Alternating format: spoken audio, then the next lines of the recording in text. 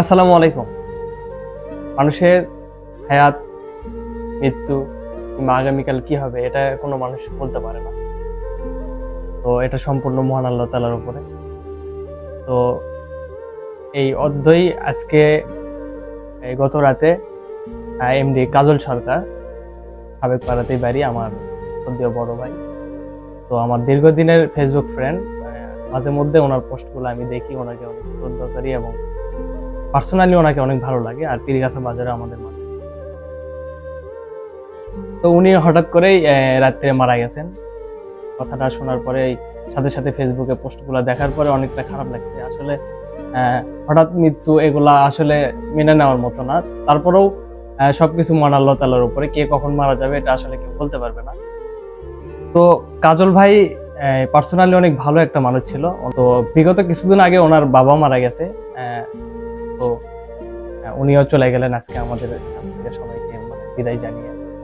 তো বিষয়টা আসলে বেদনাদায়ক এবং কষ্টদায়ক, যা আসলে অনেকে মেনে নিতে পারতেছে না। কারণ এত অল্প বয়সে এভাবে চলে যাবে, কোনো অসুখ না কিছু না, হঠাৎ এভাবে মারা যাওয়া স্টক করে, এটা আসলে একটা বেদনাদায়ক বিষয়।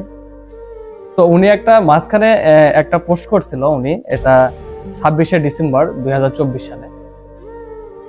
তো ওনার পোস্টটা যদি একটু আপনাদেরকে পড়ে শোনাই, যে ওনার লেখাটার সাথে ওনার যে মৃত্যুটা, মানে এটা হুবহুব একদম মিলে গেছে। আল্লাহ মনে হয় কবুল করে নিয়েছিল ওনার লেখা।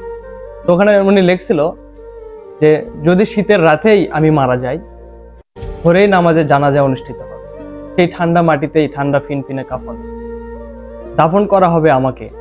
আমি না কম্বল ছাড়া ঘুমাতেই পারি না, শেষে কিনা আমায় পাতলা একটা কাপড়ে ঠান্ডা মাটিতেই ঘুমাতে হবে।